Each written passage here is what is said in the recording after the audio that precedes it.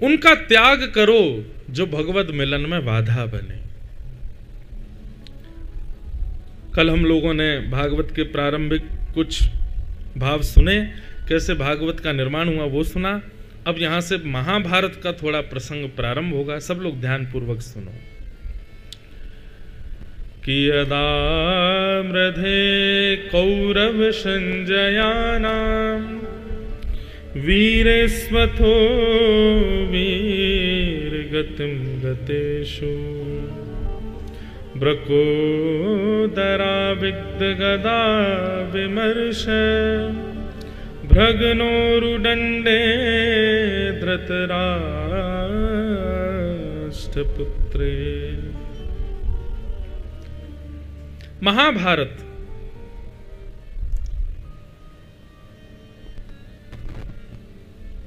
युद्ध अपने अंतिम पड़ाव पर था और उसी समय भीम ने दुर्योधन की जंघा पर अपनी गदा का प्रहार किया और जंघा टूटने की वजह से दुर्योधन गिर पड़ा और पांडवों की जीत हो गई।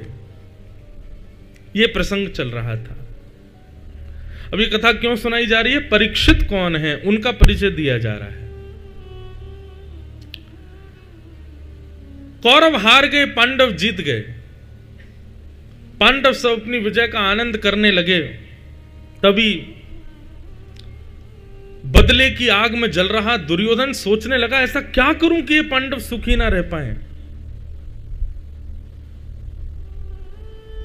बंधुओं, एक बात बताएं, कलयुगी व्यक्ति का लक्षण क्या है? जिस व्यक्ति के चित्त में पाप रहता है उस व्यक्ति का लक्षण क्या है? कि अपने साथ हुए किसी गलत कार्य का वो सदैव बदला लेने का प्रयास करता है। देख लूंगा, छोड़ूंगा नहीं इसको मैं, इसने मेरे साथ ऐसा किया, इसको कभी ना कभी तो मैं बताऊंगा, कुछ तो मैं इसके साथ करूंगा। यह एक वैष्णव व्यक्ति का लक्षण नहीं है। भक्त व्यक्ति इस प्रकार की स्थिति में कभी नहीं रहता। मुझे उससे बदला लेना है, मुझे उसके साथ ऐसा करना है, उसने मेरे साथ ऐसा किया, मैं उसको छोड़ूंगा नहीं। यह प्रकार की भावना वैष्णव नहीं रखता।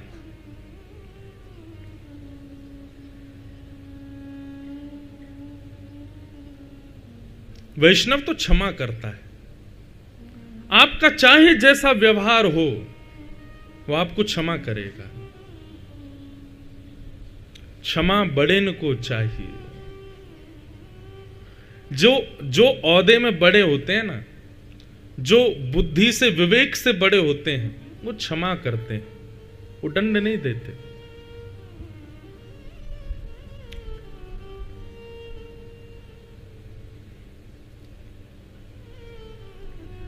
इसका मतलब यह नहीं है कि बेटा कुछ गलत करे और मां उसको क्षमा करे। वहां बात दूसरी आ जाती है। वहां तो मां का अधिकार है उसको दंड देना। आप बहुत बड़ी फैक्ट्री चलाते हैं और कोई एम्प्लॉय गलत करे तो उसको थोड़ा डांटना या उससे थोड़ा तेज आवाज में बोलना ताकि वो सुधरे। इसलिए किए जाने वाला क्रोध या इस प्रकार से किए जाने वाला थोड़ा ये भाव, ये गलत नहीं है। आपके हृदय के भाव के साथ किसी ने कुछ गलत किया और उसके बाद आप बदला लेने का सोचो, नहीं, क्षमा करो, कोई बात नहीं, उसको क्षमा करो। दुर्योधन सोच रहा है ऐसा क्या करूं कि ये पांडव बैठ ना पाए। तभी गुरुपुत्र अश्वत्थामा वहां पर आए और गुरुपुत्र अश्वत्थामा को दुर्योधन ने कहा कि ये पांडव हमको हरा करके हस्तिनापुर की राज्य गद्दी पर बैठ गए, तुम कुछ ऐसा करो कि ये पांडव भी ना बैठ पाए। हम तो बैठ ही नहीं पाएंगे लेकिन ये भी नहीं बैठने चाहिए। जो वस्तु हमारी नहीं हुई हम किसी और की होती देख नहीं सकते। ये कलयुगी व्यक्ति का लक्षण है। मैं अगर इसको नहीं पा पाया तो ये भी नहीं पाए। कई बार संसार में ऐसे लोग देखे गए हैं, वो यदि किसी उपलब्धि को प्राप्त नहीं कर पाए तो उपलब्धि प्राप्त ना करने का संघर्ष नहीं होता उनको, अब वो इसलिए संघर्ष करते हैं कि इसको भी ना मिले। ये कलयुगी व्यक्ति का लक्षण है।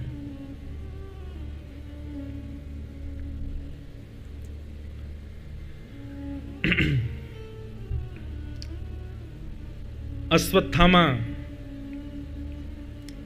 गुरुपुत्र रात्रि में सोते हुए पांडवों को मारने के लिए गया, परंतु उसको विचार करना चाहिए, जिसके रक्षक स्वयं श्री कृष्ण है, उसको किस प्रकार से मार सकते हो आप? आपको पता है गोस्वामी तुलसीदास जी का कभी आप जीवन चरित्र पढ़ेंगे, बहुत सावधानी से सुनिए सब लोग।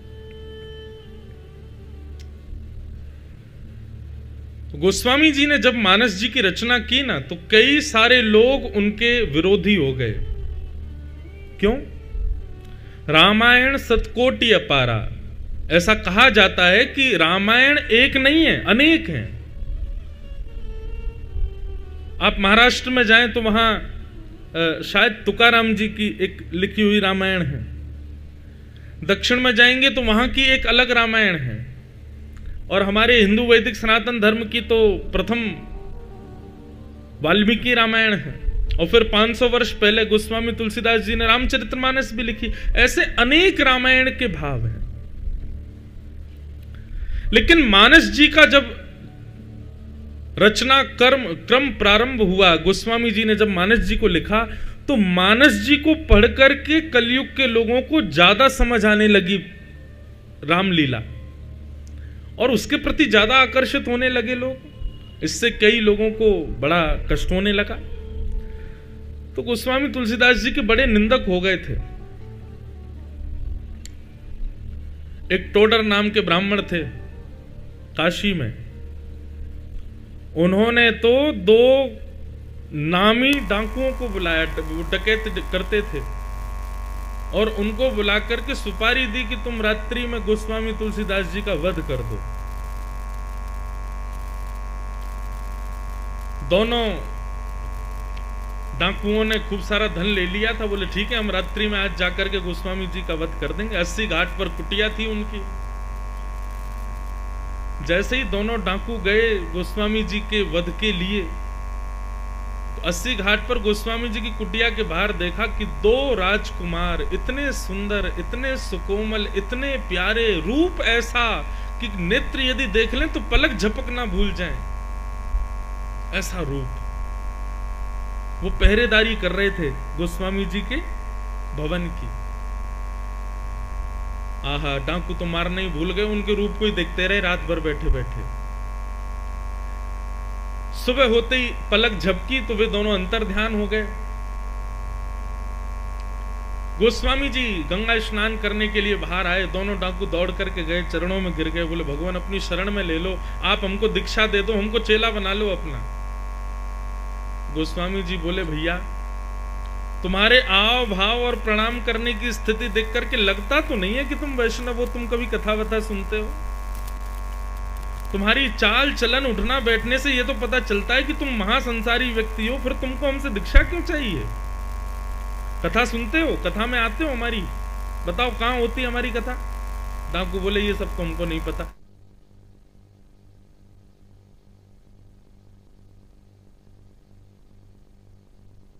में हमको इतना सुख मिल रहा है कि हमारा मन कर रहा है कि आप हमको शिष्य बना लो और हम 24 घंटा उन दोनों सेवादारों को देखते रहेंगे। गोस्वामी जी बोले अकेले रहते हैं भैया कुटिया में, कोई सेवादार नहीं है हमारा। पूरी बात बताओ, कौन सेवादार, कहां देखा, क्या हुआ? तब उन दोनों ने बताया, बोले हमको तो महाराज सुपारी दी गई आपको मारने की।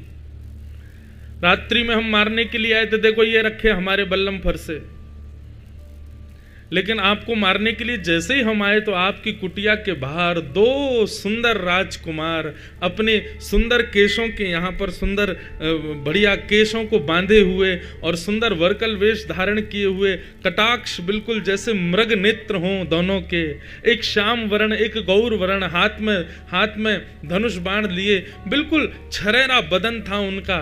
ऐसा अद्भुत कांति देख करके हम तो मोहित ही हो गए। उनको देखने के लिए हम चाह रहे हैं कि आप हमको भी सेवा में रख लो। गोस्वामी जी के नेत्र सजल हो गए। अरे पगलों, वो कोई सेवाधार नहीं है, वो साक्षात राघव जी थे, वो साक्षात लखनलाल जी थे।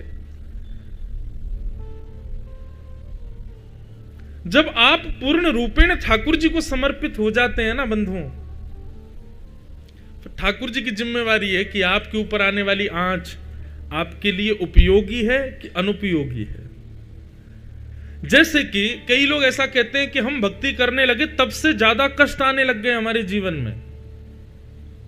ऐसा क्यों? ठाकुर जी की शरणागति जब हो गई तो फिर कष्ट क्यों आ रहा है? बंधुओं, जब बच्चा छोटा होता है ना, तो वो सबसे ज्यादा किसके पास रहता है? अपनी मां के पास। लेकिन कभी कभी मां उस बालक को पकड़ करके वो क्रिया करती है कि वो निकल निकल के भागता है गोद में से, और उस समय उसको लगता है मेरी सबसे बड़ी शत्रु यही है। जैसे जब हम छोटे होते हैं तो किसी किसी दिन माँ को पता नहीं क्या होता है, वो पकड़ लेती है, उस दिन बेसन से नहवाती है, लगाए पूरे हाथ पांव में, सब नहाए होंगे बेसन से, माँ सबको नहवाती है। और जिस दिन बेसन से नहवाती हैं और वो पत्थर से रगड़ा मारती हैं, उस दिन कौन बालक है जो रोवे ना? सब भागते हैं। और कोई बालक यदि नहीं नहाया है बचपन में ऐसे माँ से, तो शायद भाई उसने अभी कोई सुख ही नहीं देखा, पूरा शरीर लाल पड़ जाता है। कभी कभी सर्दियों के समय में माँ को पता नहीं क्या चंग चढ़ती है, वो सरसों का तेल ले आती है, ले पकड़ के रगड़ा मारती है पूरे सर से पैर तक। तो कभी कभी माँ ऐसी कुछ क्रिया करती है कि उससे बच्चे ये सोचते हैं हमारी शत्रु है।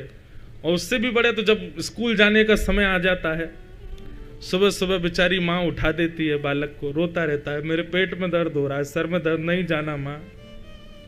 टीचर बहुत मारते हैं, तब भी माँ का भी मन नहीं है कि इसको भेजूं, लेकिन जाएगा नहीं तो पढ़ेगा कैसे? जबरदस्ती माँ तैयार करके उसको भेजती है। स्कूल बस में बैठा हुआ बालक इतना रोता है, अपनी माँ से देख करके रोता रहता है कि इसको मुझ पर दया आ जाए, ये मुझ पर दया क्यों नहीं कर रही है कि मुझे जाना नहीं है? लेकिन वो आवश्यक है उसके लिए। ठीक वैसे ही जब आप ठाकुर जी के शरणागत होते हो, उसके बाद आने वाले संकट आपके लिए आवश्यक है। वो आए आपके निर्माण के लिए। ठाकुर जी क्यों चाहेंगे कि आपके साथ कुछ बुरा हो? लेकिन वो होना जरूरी है, इसलिए होता है। उससे कुछ निर्माण होगा, उससे कुछ नवीनता आएगी, उससे कुछ सिखाना चाहते हैं ठाकुर जी, इसलिए होगा। मैं इस विषय पे कहा करता हूं, अर्जुन के घनिष्ठ मित्र हैं श्री कृष्ण। उस अर्जुन के घनिष्ठ मित्र त्रिलोकीनाथ, और उस अर्जुन के पास अपना कहने के लिए एक भूमि तक नहीं थी, एक राज्य गद्दी तक नहीं थी, रहने के लिए अपना घर तक नहीं था। वन में विचरण कर रहे थे जब 14 वर्ष का अज्ञातवास हुआ। क्या श्री कृष्ण अर्जुन के लिए घर बना के, महल बना के की बजाय सब हो जाएगा? लेकिन नहीं। महाभारत का युद्ध हो ही नहीं, ठाकुर जी पलक झपके सारे कौरव मर जाएंगे, लेकिन नहीं, महाभारत युद्ध हुआ और अर्जुन को युद्ध करना पड़ा। आप ऐसा मत सोचा कीजिए कि भगवान कोई जादू की छड़ी है, वो जैसे ही हम उनके चरणों में गए अब सब काम बनते रहेंगे हमारे, अब कुछ बिगड़ेगा नहीं। ऐसा नहीं है। आप और मैं, हम सब अपने प्रारब्ध भोग रहे हैं। बस भगवत शरणागति से उस प्रारब्ध का अनुभव कम होता है, भोगना तो पड़ेगा। लेकिन फिर भी ठाकुर जी रक्षा करते हैं। पांडवों को लेकर के भगवान कहीं और चले गए, पर द्रौपदी के 5 पुत्र वहीं सोते रह गए। अंधेरे के कारण अश्वत्थामा ने आकर के उन सोते हुए 5 पुत्रों को मार दिया। दुर्योधन को ले जाकर के उनके सर दिखाए, प्रकाश करके दुर्योधन ने जब देखा, अरे अश्वत्थामा क्या किया, ये पांडव नहीं है, द्रौपदी के 5 पुत्र हैं। और इसी शोक में कि अब हमारे यहां तर्पण करने वाला भी नहीं बचा। इस शोक में दुर्योधन के प्राण निकल गए। प्रातःकाल का समय हुआ, शिविर के बाहर भीड़ लगी है। क्यों? अंदर से रक्त की धार बह रही है। भीतर जाकर के देखा तो द्रौपदी के 5 पुत्रों का केवल धड़ पड़ा है, सर नहीं है। किसी ने मार दिया सोते हुए 5 पुत्रों को।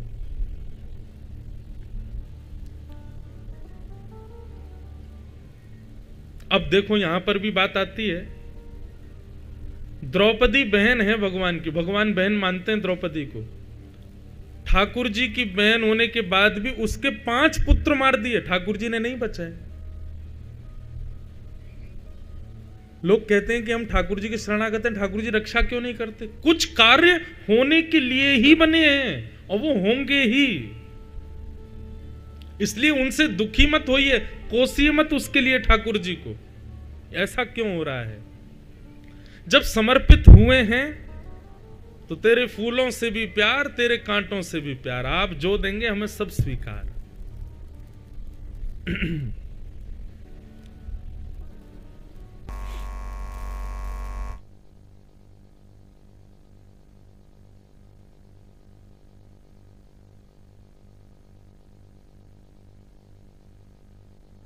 अश्वत्थामा ने 5 पुत्रों को मार दिया। प्रातःकाल का समय होते ही पांडव ढूंढने लगे किसने मारा है द्रौपदी के पुत्रों को। तभी कृतवर्मा, अश्वत्थामा आदि 3 लोग बचे थे। उसमें अश्वत्थामा पर सबका संदेह गया और अर्जुन ने जाकर के अश्वत्थामा को बंदी बना लिया। बंदी बनाकर के द्रौपदी के सन्मुख प्रस्तुत किया। द्रौपदी ने अर्जुन से कहा कि इसको मत मारो। मुच्यताम मुच्यताम एष ब्राह्मणो नितराम गुरु। बंधुओं देखो, ये ठाकुर जी का गुण है जो द्रौपदी में दिख रहा है। अपराध करने वाले में भी वो ये देख रही है कि गुण क्या है। हम लोग कैसे हैं कि कोई कुछ गलत करे तो उसका 1 दुर्गुण तो हमको दिख ही गया, फिर हम 5 दुर्गुण और देख लेते हैं उसमें। जैसे कि बेचारे कोई नगर में किसी व्यक्ति ने कुछ गलत किया, अब तक आपका उससे कोई मतलब नहीं था, अब अगले दिन आपको पता चला कल पता उस फलाने के बेटे ने ऐसा ऐसा किया, तो ये 1 दुर्गुण था, लेकिन अब 4 दुर्गुण और। हाँ, उसकी नजर तो मुझे ऐसी लगती थी थोड़ी सी, 5 दिन पहले मुझे मिला था कहीं पे, उसकी चाल ढाल से भी लगता तो था, मां से भी ऐसे करके बात। 4 दुर्गुण और देख लिए हमने। ये हमारा स्वभाव है। और ठाकुर जी का स्वभाव कैसा है पता है? आपके अंदर 1000 दुर्गुण, फिर भी ठाकुर जी यही खोजते हैं कि इसमें गुण क्या है, इसमें अच्छाई क्या है।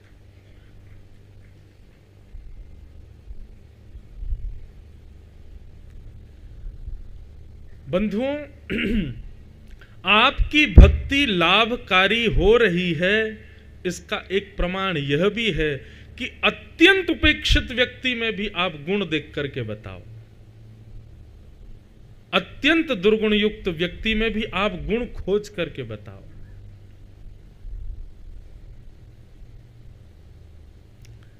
तब समझो कि आपकी भक्ति लाभकारी है।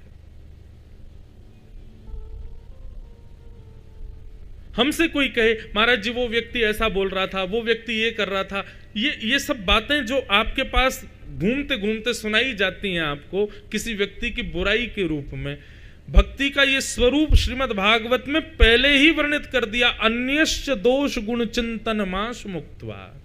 दूसरे के दोष और गुण सुनकर के आपके चित्त पर फर्क नहीं पड़ना चाहिए। कोई किसी के कितने भी दोष बताए, आपको चाहिए कि आप उसमें गुण ही देखो, आपको चाहिए कि आप उसमें अच्छाई ही देखो, उसमें गुण क्या है। ये ठाकुर जी का स्वभाव है। नहीं तो आप विचार करो, आप और मैं, हम मंदिर में खड़े होने लायक भी हैं? बिंदु जी महाराज कहते हैं नफरत है जिनसे उन्हें सदा उन्हीं अब गुणों में मैं हूँ बंधा, उन्हीं अब गुणों में मैं हूँ बंधा। है कुटिलता है, कपट भी है, छल भी है और अभिमान है। फिर शाम कैसे शरण मिले, इस सोच में मेरे प्राण है। न तो रूप है, न तो रंग है, न गुणों की कोई भी खान है। फिर शाम कैसे शरण मिले, इस सोच में मेरे प्राण है। न तो रूप है, न तो रंग है। बंधुओं, आप सब मुझे एक एक पर्ची में लिख करके बताओ कि आपके अंदर ये गुण है, इससे ठाकुर जी आपसे मिल सकते। नहीं लिख पाओगे, और अगर आप लिख भी रहे हो ना, तो यही आपका सबसे बड़ा दुर्गुण है कि आपने अपना गुण लिख दिया। आप अपने गुण देख रहे हो। वहां सूरदास जी, जिनके पद सुनने के लिए ठाकुर जी थोड़ी पे हाथ रख के बैठे रहते थे कुटिया में, वो सूरदास जी कहते हैं, कौन कुटिल खल कामी मौसम, जोतन दियो ताही बिसरायो, ऐसो नमक हरामी।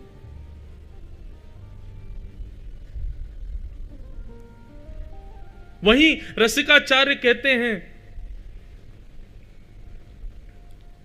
मैं हूं कुत्ता राम का, मोती मेरा नाम, गलविच डोरी प्रेम की, जित खींचे उत जाऊं। हमारे पूर्वजों ने, हमारे पूर्वाचार्यों ने कभी अपने गुण नहीं बताए, सबने अपने आप को कोसाई कि हम तो योग्य हैं ही नहीं उनके।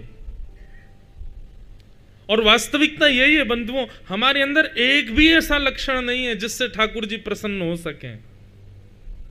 कुछ भी नहीं है हमारे पास, लेकिन फिर भी वे हमको मंदिर बुलाते हैं, वे अपनी कथा सुनवाते हैं, वे वृंदावन बुलाते हैं, वे अपना दर्शन कराते हैं। ये उनका स्वभाव है कि वो हमारे किसी ना किसी गुण पर तो रीझते हैं। ये स्वभाव अपने अंदर लाओ। उपेक्षित व्यक्ति में भी गुण देखने का प्रयास करो। एक अत्यंत दोषी व्यक्ति में भी आप ये देख करके लाओ कि इसमें गुण क्या है।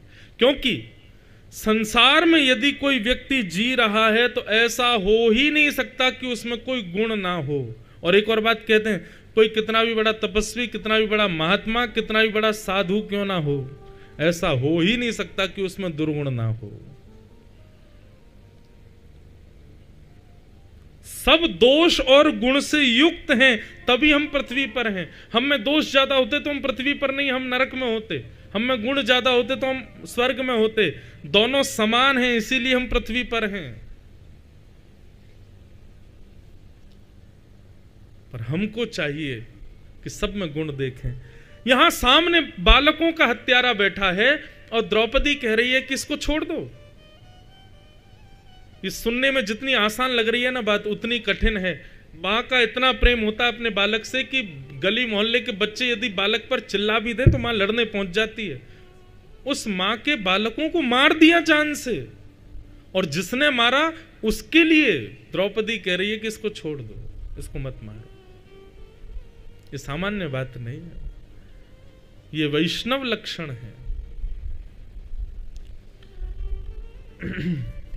बंधु, एक बात मन में आती है,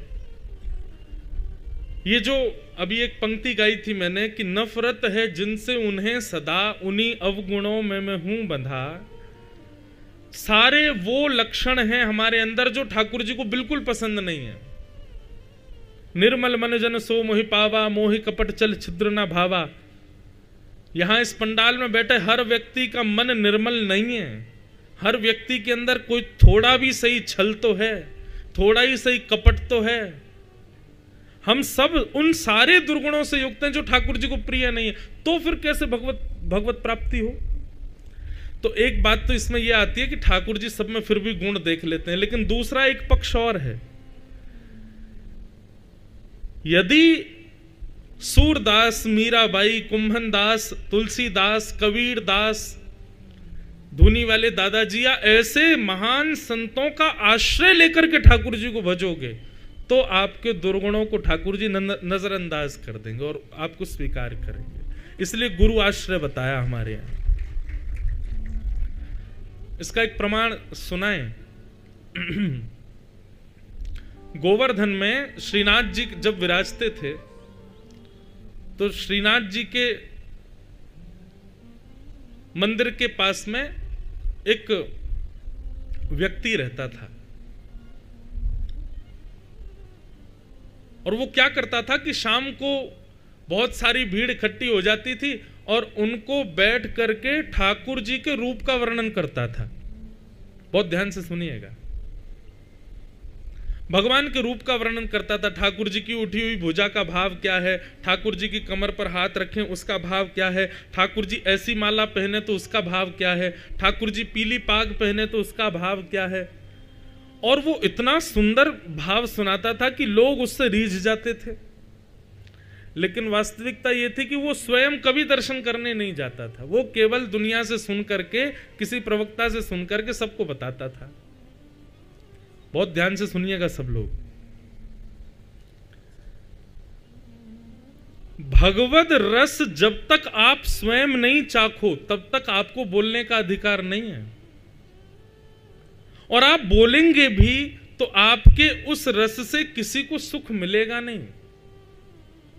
इसलिए केवल सुनी सुनाई बातें कभी भी नहीं कहनी चाहिए। ये आप लोगों के लिए भी, वक्ताओं के लिए भी है। आपने किसी से कुछ सुना, सुनकर के उसका मनन चिंतन करो, उस रस का पहले स्वयं आस्वादन करो, उस रस में स्वयं को डुबाओ, तब आप किसी को सुना सकते हैं। तो वो व्यक्ति भगवान के रूप का वर्णन करता था पर स्वयं कभी दर्शन करने जाता नहीं था। सूरदास जी को ये बात पता चली। सूरदास जी को जैसे ही पता चली तो सूरदास जी उसके पास पहुंच गए। बढ़िया बढ़िया रूप का वर्णन कर रहा था ठाकुर जी के। सूरदास जी जाकर के बोले, भैया तुम रूप का वर्णन तो बहुत सुंदर कर रहे हो, लेकिन हमें पता है कि तुमने स्वयं दर्शन करके इस रूप का वर्णन नहीं किया है। तुम किसी अन्य रसिकों से सुनकर के ये भाव बता रहे हो। भाव बताने में कोई दोष नहीं है, लेकिन स्वयं भी तो दर्शन कर सकते हो। येरा मंदिर, श्रीनाथ जी तुम्हारे माथे पर बैठे हैं, फिर भी तुम दर्शन करने नहीं जाते हो, और केवल ये सस्ती लोकप्रियता के लिए तुम यहां बैठ के प्रवचन कर रहे हो। ठीक है, रसिकों की बात सुन के सबको बताओ, लेकिन स्वयं भी तो दर्शन करो। अब वो तो हंसने लग जाता, हाँ हाँ महाराज जी जाऊंगा, आप तो सब जानते हैं, अब इतना व्यस्त रहता हूं, जाऊंगा, सुबह मंगला में चलूंगा। सूरदास जी बोले, तुमको हम ही लेके चलेंगे, चलो हमारे साथ। अब सूरदास जी मंगला में जाने से पहले उसके घर के बाहर आ जाते। वो सो रहा होता, घर वालों से कहते उसको उठाओ, भेजो, मंगला में जाना है। वो भी इतना चतुर था, जैसे ही घंटे घड़ियाल बजते तब तक सोता ही रहता। बोले घंटे घड़ियाल की आवाज सुन के सूरदास जी को तो जाना ही पड़ेगा। वो नहीं जाता था साथ में। इस प्रकार से उसने ठाकुर जी के दर्शन से बचने का ही प्रयास किया, गया ही नहीं। एक दिन सूरदास जी हठ पूर्वक उसके सामने खड़े हो गए। बोले, यदि तुम आज मेरे साथ दर्शन करने नहीं गए तो मैं सबको बता दूंगा कि तुम स्वयं दर्शन नहीं करते हो, किसी रसिक से सुन करके बस सुनी सुनाई बातें बोल देते हो।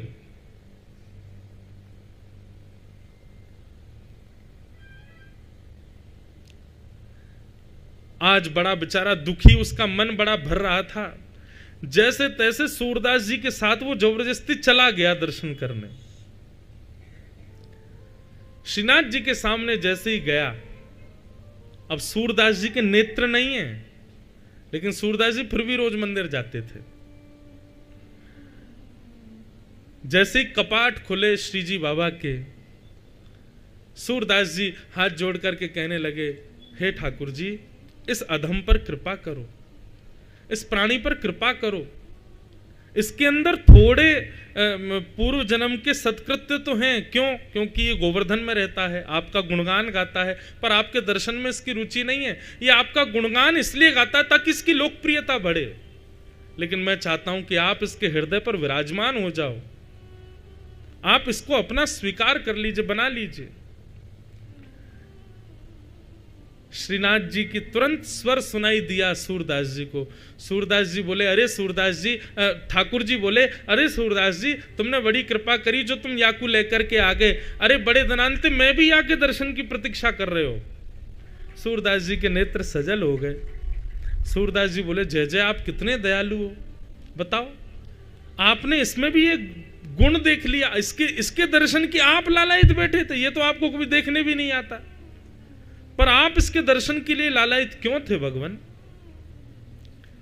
ठाकुर जी बहुत सुंदर बात कहते हैं, बोले सूरदास, जिस दिन आप मेरा दर्शन करने आ रहे थे और दर्शन करते आते समय जब आप इसकी दुकान के सामने रुक गए और आपने मन बना लिया कि इसको मैं दर्शन कराने ले जाऊंगा, तब से ही मैं इसके दर्शन की प्रतीक्षा कर रहा था। आपने जब से मन बनाया तब से मुझे ये प्रिय लगने लगा। आप जब से इसके यहां जा जा करके मंगला में, राजभोग में और बार बार इसको उठाने लगे, चल दर्शन कर, तब से मैं प्रतीक्षा कर रहा था इसके दर्शन की। मतलब उस व्यक्ति में ऐसा कोई गुण नहीं है कि ठाकुर जी रीझ हैं, लेकिन सूरदास जी उसके पीछे पड़े इसलिए ठाकुर जी को वो प्रिय लगने लगा। तो मतलब ये बात हमने क्यों कही? हम में कोई गुण नहीं है कि ठाकुर जी को हम प्रिय लगें, लेकिन इन आचार्यों ने, इन गुरुजनों ने, इन महापुरुषों ने, इन वैष्णवों ने ठाकुर जी को इतना गाया है, इतना गाया है, यदि हम इनका आश्रय ले लेंगे और ये हमारे ऊपर अगर वरद हस्त रख देंगे तो इनके वरद हस्त से ठाकुर जी हमको स्वीकार कर लेंगे। ये भाव।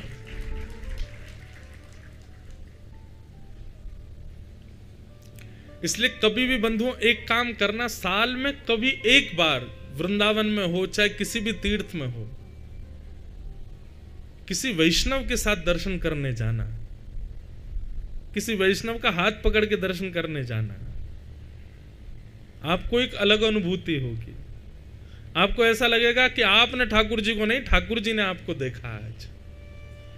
और आप कहें महाराज जी कोई वैष्णव ना मिले तो जहां पर भी आप रुको, वृंदावन, बद्रीनाथ, द्वारिका, कहीं भी जाओ, वहां अपने कक्ष में सूरदास जी का स्मरण करके जाना, गोस्वामी तुलसीदास जी को प्रणाम करके जाना। अयोध्या में रामलला विराज गए, जाओगे सब लोग दर्शन करने, राम जी को प्रणाम करके, प्रणाम करने से पहले गोस्वामी तुलसीदास जी को प्रणाम कर लेना, गोस्वामी जी के द्वारा रचित सुंदर सुंदर चौपाइयों को याद कर लेना, उसके बाद जाना,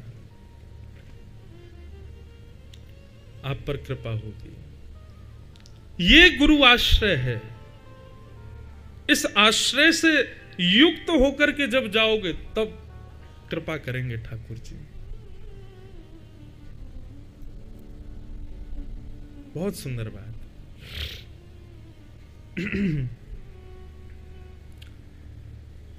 तो ये द्रौपदी का सद्गुण है कि वो अपने पुत्र के हत्यारे में भी गुण देख रही है कि ये ब्राह्मण है, इसको मत मारो।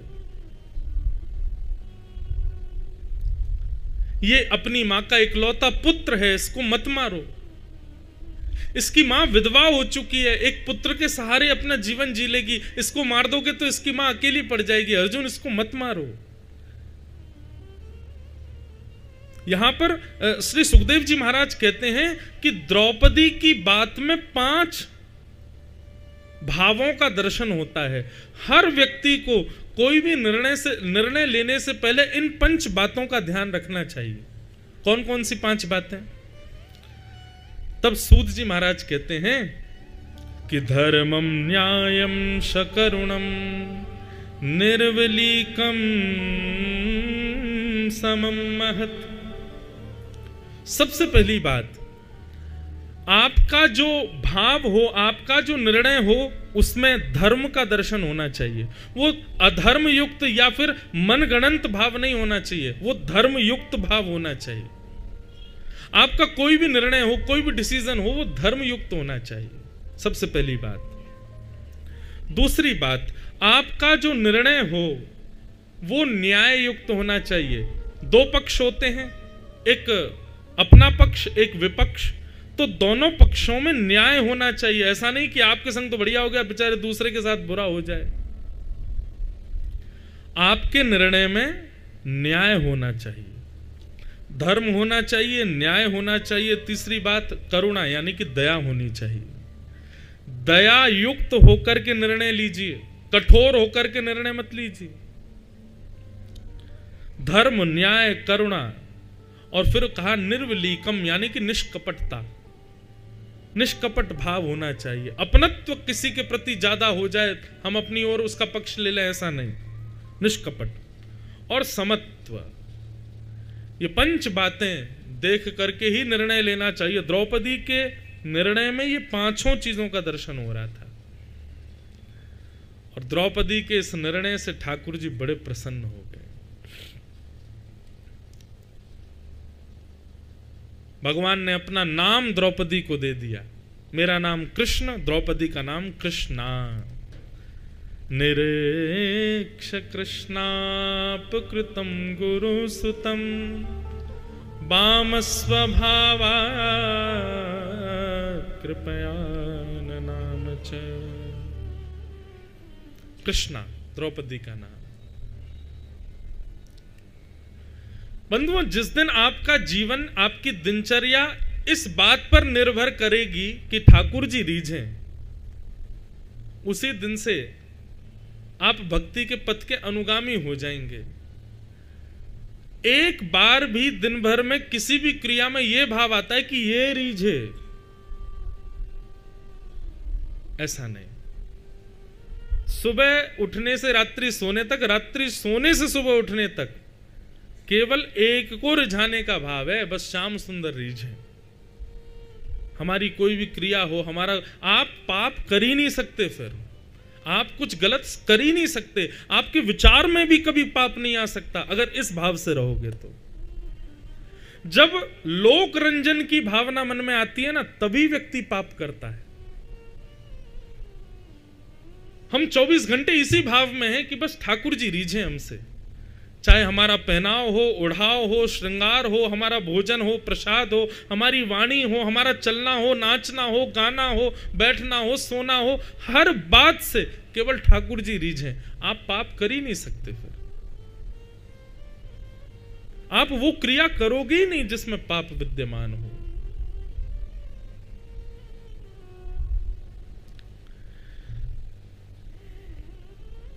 द्रौपदी का जो निर्णय है, इस पर कोई खुश हुआ कि नहीं पता नहीं, पर द्वारिकाधीश दूर खड़े खड़े इतने प्रसन्न हुए कि नेत्रों से आंसू गिरने लगे। ठाकुर जी बोले, एक मां होकर के अपने बालकों के हत्यारे को क्षमा कर रही है द्रौपदी, यह असंभव है, लेकिन फिर भी कर सकती है मेरी बहन जो है। भगवान ने उसको अपना नाम दे दिया।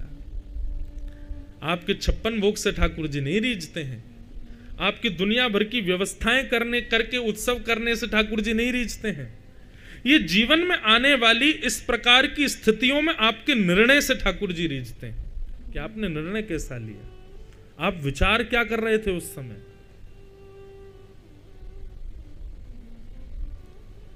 ठाकुर जी रीझ गए द्रौपदी से। द्रौपदी ने अर्जुन से कहा, इसको मत मारो, मेरी आज्ञा है, इसको मत मारो। अर्जुन ने सबसे पूछा, मैं क्या करूं? किसी ने द्रौपदी का पक्ष लिया, किसी ने द्रौपदी का विपक्ष भी लिया, पर अर्जुन को पता है कि मैं तो एक का ही पक्षधर हूं, श्री कृष्ण जो कहेंगे वही करूंगा। और अर्जुन ने कहा, आज्ञा करें भगवान, मैं क्या करूं? ये बालकों का हत्यारा है, इसको जीवित नहीं छोड़ना चाहिए, परंतु द्रौपदी कहती है ये ब्राह्मण है, गुरुपुत्र है, इकलौती माँ का, विधवा माँ का इकलौता पुत्र है, इसको नहीं मारना चाहिए, मैं क्या करूं? भगवान बोले, तुमने 2-3 बात ही याद करी, 2-3 बात हम याद करा दें। बोले क्या? तुमने प्रतिज्ञा ली थी कि बालकों के हत्यारे को मारोगे, इसलिए तुमको मारना पड़ेगा। भीम तुम्हारे बड़े भैया हैं, वो बहुत देर से हाथ मसल करके बैठते हैं कि तू छोड़ मैं मार दूं, उनकी बात भी तुमको माननी पड़ेगी। और द्रौपदी बालकों की मां है, तो उसकी आज्ञा के बिना तो तुम कैसे मार सकते हो? मतलब भगवान दोनों पक्ष की बात कर रहे हैं। अर्जुन बोला मुझे किसी से फर्क नहीं पड़ता, आप कहो मैं क्या करूं, आप जो कहेंगे वो करूंगा। भगवान बोले करोगे? बोले हाँ। पक्का? बोले बिल्कुल। वचन दो, जो कहूंगा सो करोगे? बोले बिल्कुल वचन देता हूं भगवान, आप कहने में देरी करोगे, मैं करने में देरी नहीं करूंगा। बंधुओं में, कथाओं में कहा करता हूं कि श्री कृष्ण के उपासकों सावधान हो जाना। यदि आप श्री कृष्ण के शरणागत हो तो आपकी पूरी जीवन एक पहेली बन जाएगी। पूरा जीवन आप सॉल्व करते रहना, कभी सॉल्व नहीं होगी। ये मैं कोई ऐसा नहीं कि ठाकुर जी की कोई निंदा कर रहा हूं, ऐसा मत सोच लेना। ये मैं एक विनोद में इसको पता क्या बोलते हैं? इसको बोलते हैं व्याज स्तुति। क्या बोलते हैं? व्याज स्तुति। जिससे बहुत प्रेम होता है उसकी स्तुति ऐसे की जाती है जैसे व्यंग मारा जा रहा हो, इसको व्याज स्तुति कहते हैं। श्रीमद् भागवत में गोपियों ने जो भ्रमर गीत गाया है उसको व्याज स्तुति कहते हैं। मधुपक तव बंधो माश प्रशांग्रिम सपत्न्या कुच विलुलित माला कुंकुमश्मशुभरण बहतु मधुपतिस्तन्मानिनीनां प्रसादम यदु सदसि विदम्यम यस्य दूतस्त्वमिद्रिक। मैंने आज तक कभी भ्रमर गीत पर कभी प्रवचन नहीं किया, लेकिन इतना सुंदर है भ्रमर गीत। कई प्रसंग भागवत के ऐसे हैं वो मैं अपने लिए गोपनीय रखता हूं, सबको नहीं सुनाता, पर वो हैं बहुत सुंदर है। 8 वर्ष होने को आए हमें कथा, आज तक मैंने भ्रमर गीत नहीं बोला होगा कथा में, बोलेंगे कभी। तो ये व्याज स्तुति में प्रेमी के ऊपर व्यंग कसा जाता है, लेकिन वो व्यंग नहीं, वो प्रेमी होता है।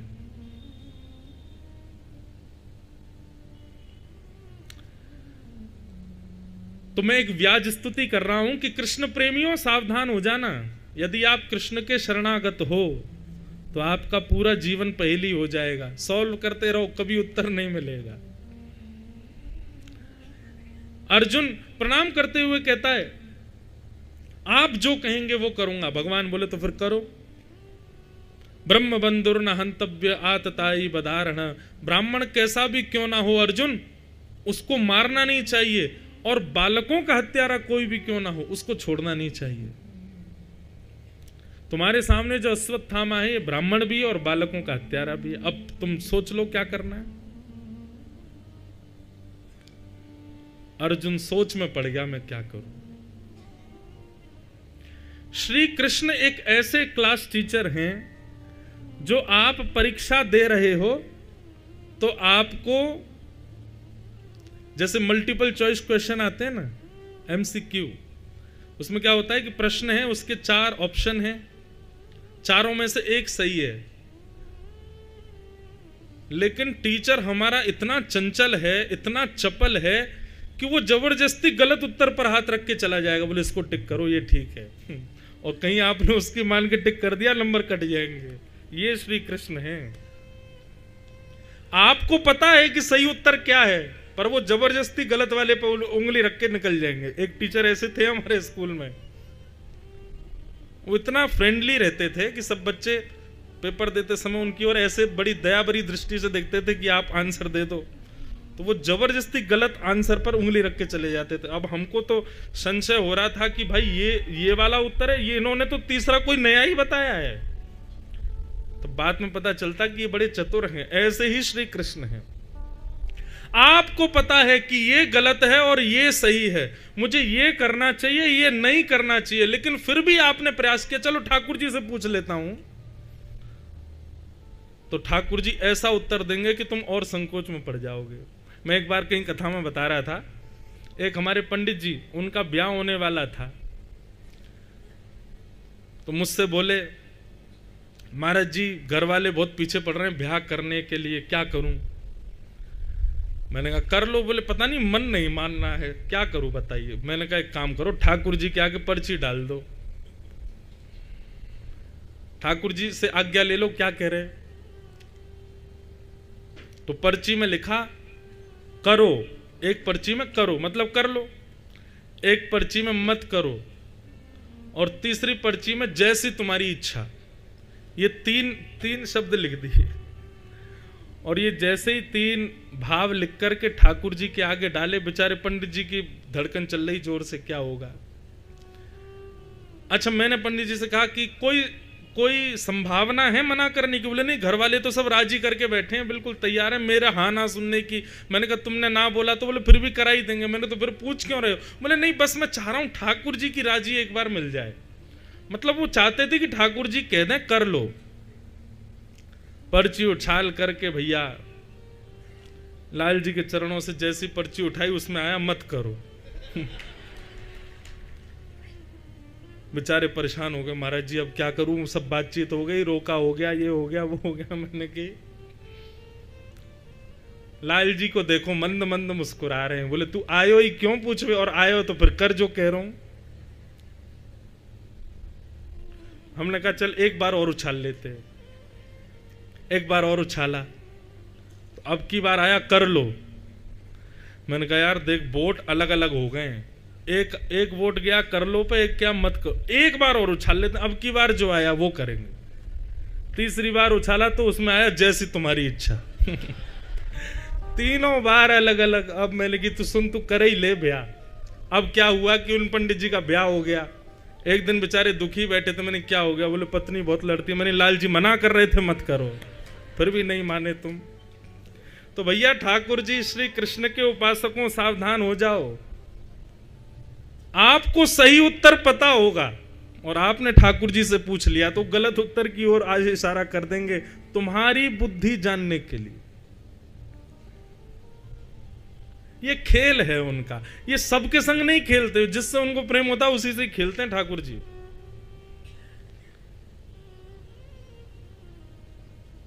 पर वैष्णव समझ जाते हैं कि ठाकुर जी संकेत कर रहे हैं। माधवदास जी थे ना जगन्नाथपुरी के, उनकी भक्ति ऐसी थी कि वो जब जगन्नाथ जी के सामने जाते थे तो मैं वर्णन कभी कभी कहता हूं कथा में कि श्री जगन्नाथ जी अपनी ब्रह्म वेदी पर ऐसे ऐसे झूमते थे जैसे ही माधवदास आते थे।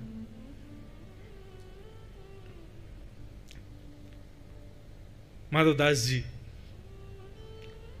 वो भक्ति करते थे केवल जगन्नाथ जी को रिझाने के लिए, लेकिन जगन्नाथ जी ने पता क्या किया?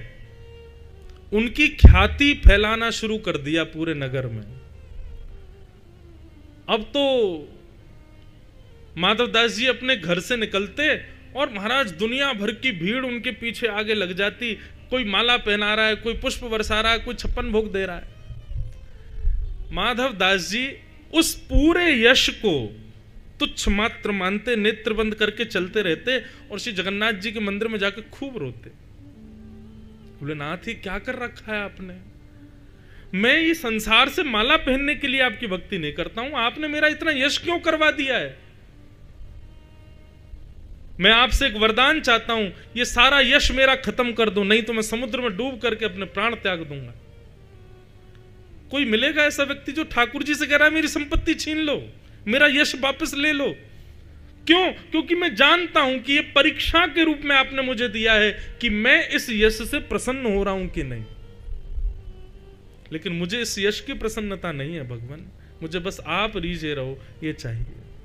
जगन्नाथ जी ने हृदय से लगा लिया माधवदास को। बोले हाँ माधव, वास्तविकता में ये यश मैंने इसलिए बढ़वाया कि मैं देखना चाह रहा था कि तुम अपनी भक्ति के होने वाले इस यश पर तुम आकर्षित हो रहे हो कि नहीं। ठाकुर जी पहेली हैं भैया, लेकिन हाँ ये भी कह दूं वो कितना भी खेल लें आपके साथ, लेकिन हाथ छोड़ेंगे नहीं कभी आपका, कभी गिरने देंगे नहीं।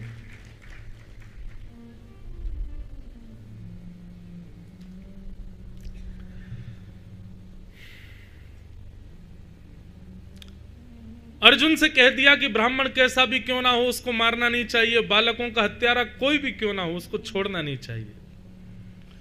अर्जुन ने थोड़ी देर तो विचार किया और जैसे ही भगवान के नेत्रों में देखा, ठाकुर जी के नेत्र तो बड़े चंचल हैं, उस चंचलता में ही अर्जुन को अपना उत्तर मिल गया। और भरी सभा में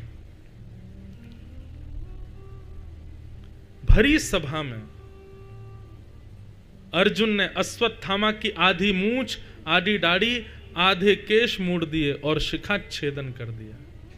वाह, जा रहे हैं लाली, बोलो वृंदावन बिहारी लाल। ये छोटी सी लाली आई, बहुत सुंदर, कितने, अभी विष्णु प्रिया इनका नाम है, और अभी ज्यादा आयु नहीं है, 8 वर्ष की हैं, पर बहुत अच्छा कंठ है, बहुत अच्छा बोलती हैं। आज आई थी प्रारंभ में, बहुत अच्छा लगा इनसे मिल करके। ठाकुर जी से प्रार्थना है इनको खूब ऐसे ही मिले। 5 मिनट और बैठो, फिर कुछ कीर्तन सुना के जाना है।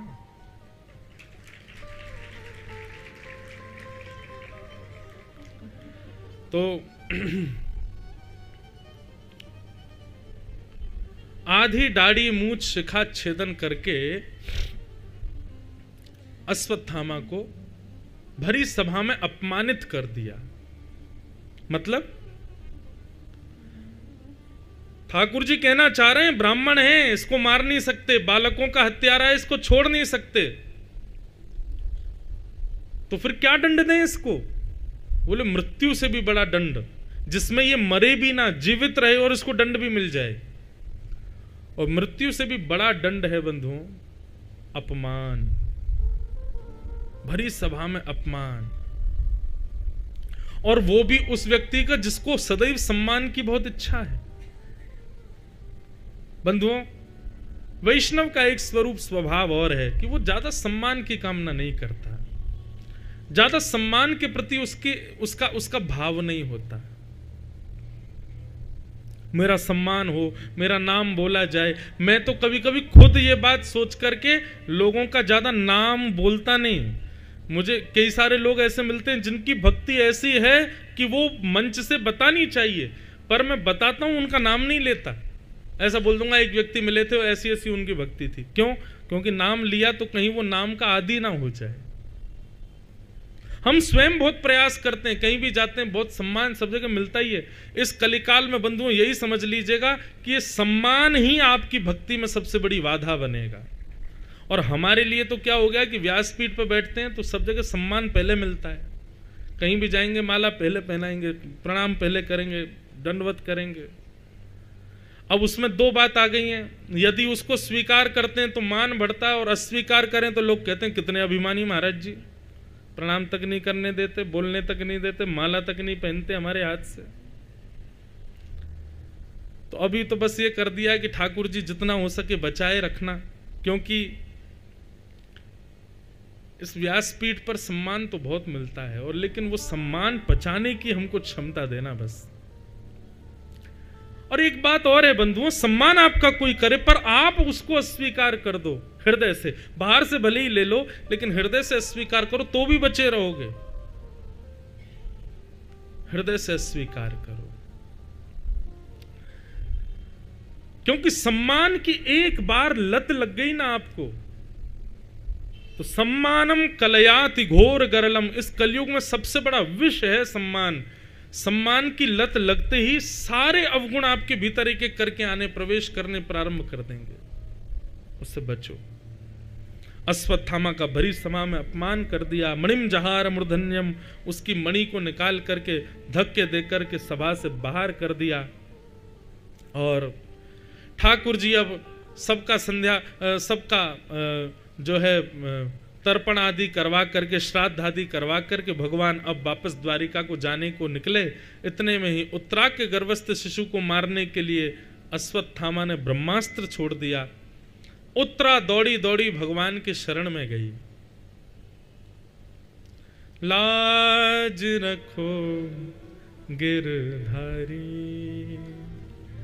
मोरी लाज रखो गिरधारी, जैसी लाज राखी अर्जुन की, जैसी लाज राखी अर्जुन की। भारत युद्ध पछारी, भारत पछारी, सारथी हो के रथ को हाँक्यो सारथी के रथ को हाँक्यो सारथी हो के रथ को हाँक्यो सारथी हो के रथ को हाँक्यो दुशासन पचधारी मोरी लाज रखो गिरधारी मोरी लाज रखो गिरधारी। बंधुओं, कभी अपने ठाकुर जी के आगे बंधुओं कभी कोई भाव, देखो मैं कहता हूं कथा में ठाकुर जी से कभी कुछ कहो मत, कुछ मांगो मत, कभी अपने आर्तों को बताओ मत, लेकिन कभी संकट की स्थिति इतनी ज्यादा बढ़ जाए कि ठाकुर जी हम आपका ही भजन नहीं कर पा रहे हैं, हम आपकी सेवा नहीं कर पा रहे हैं, तो उस समय सूरदास जी का ये पद ठाकुर जी के सामने गा दिया करो बस। जैसी लाज राखी द्रौपदी की, जैसी लाज राखी द्रौपदी की, जैसी लाज राखी द्रौपदी की, जैसी लाज राखी द्रौपदी की, दुशासन पचधारी, दुशासन पचधारी,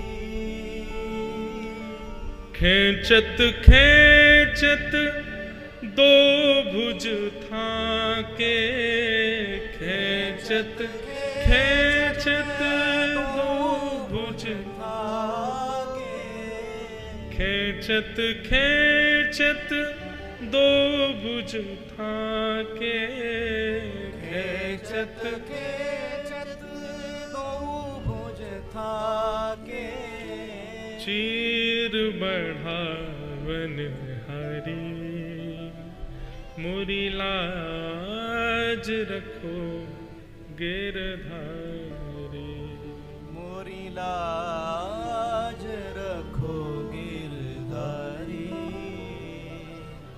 मोरी लाज रखो गिरधारी।